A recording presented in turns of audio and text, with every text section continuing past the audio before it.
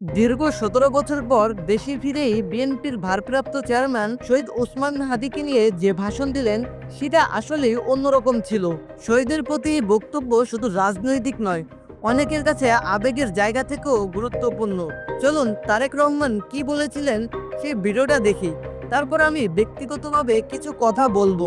২৪-এর আন্দোলনের এক সাহসী প্রজন্মের এক সাহসী সদস্য ওসমান হাদিকে হত্যা করা হয়েছে। ওসমান হাদি শহীদ হয়েছে।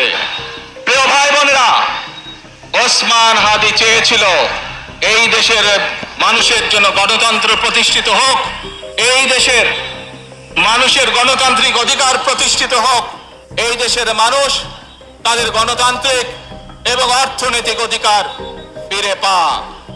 আজ ২৪-এর আন্দোলনে যারা শহীদ হয়েছেন, ওসমান হাদি সহ ৭১-এ যারা শহীদ হয়েছেন, বিগত স্বৈরাচারের সময় বিভিন্নভাবে খুন গুমের শিকার হয়েছেন, এই মানুষগুলোর রক্তের ঋণ যদি শোধ করতে হয়, আসুন আমরা আমাদের সেই প্রত্যাশিত বাংলাদেশ গড়ে তুলব, যেখানে আমরা সকলে মিলে কাজ করব, যেখানে আমরা সকলে মিলে আমাদের প্রত্যাশিত বাংলাদেশকে গড়ে তুলব। প্রিয় ভাই বোনেরা, আধিপত্যবাদ শক্তির গুপ্তচরেরা বিভিন্নভাবে ষড়যন্ত্রে এখন লিপ্ত রয়েছে। আমাদেরকে ধৈর্যশীল হতে হবে, আমাদেরকে ধৈর্য ধারণ করতে হবে। বিশেষ করে তরুণ প্রজন্মের যে সদস্যরা আছেন, আপনারাই আগামী দিন দেশকে নেতৃত্ব দেবেন, দেশকে গড়ে তুলবেন। এই দায়িত্ব তরুণ প্রজন্মের সদস্যদেরকে আজ গ্রহণ করতে হবে। আমার সাথে আজকে মঞ্চে এখানে বহু জাতীয় নেতৃবৃন্দ বসে আছেন।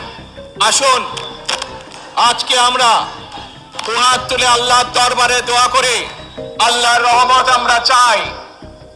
যে সকল জাতীয় নেতৃবৃন্দ এই মঞ্চে আছেন, মঞ্চের বাইরে যে সকল জাতীয় আরো নেতৃবৃন্দ আছেন, আমরা সকলে মিলে এই দেশকে নেতৃত্ব দিয়ে আমাদের বাংলাদেশের জনগণের প্রত্যাশিত সেই বাংলাদেশকে আমরা গড়ে তুলতে চাই। আমাদেরকে যে কোনো মূল্যে আমাদেরকে এই দেশের শান্তি শৃঙ্খলা রক্ষা করতে হবে। যে কোনো উস্কানির মুখে আমাদেরকে ধীর শান্ত থাকতে হবে। ভিডিওটা দেখার পর একটা কথা না বললেই নয়, শহীদ ওসমান হাদি কোনো দলের বা কোনো ব্যানারের মধ্যে সীমাবদ্ধ ছিলেন না। তিনি ছিলেন অন্যায়ের বিরুদ্ধে প্রতিবাদের এক নাম।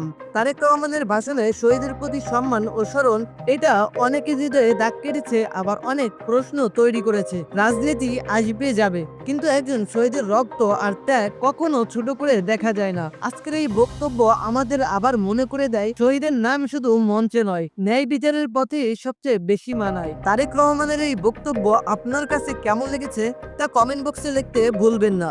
সুপ্রিয় দর্শক, সিরাত নিউজ 25 থেকে আপনাদেরকে এই সংবাদ শোনানো হলো। এরকম নিত্য নতুন সংবাদ বা তথ্য পেতে আমাদের এই চ্যানেলটিকে সাবস্ক্রাইব করে সাথে থাকুন। তাহলে দেখা হচ্ছে অন্য কোনো ভিডিওতে। আমি এখন এখানে বিদায় নিচ্ছি। আল্লাহ হাফেজ।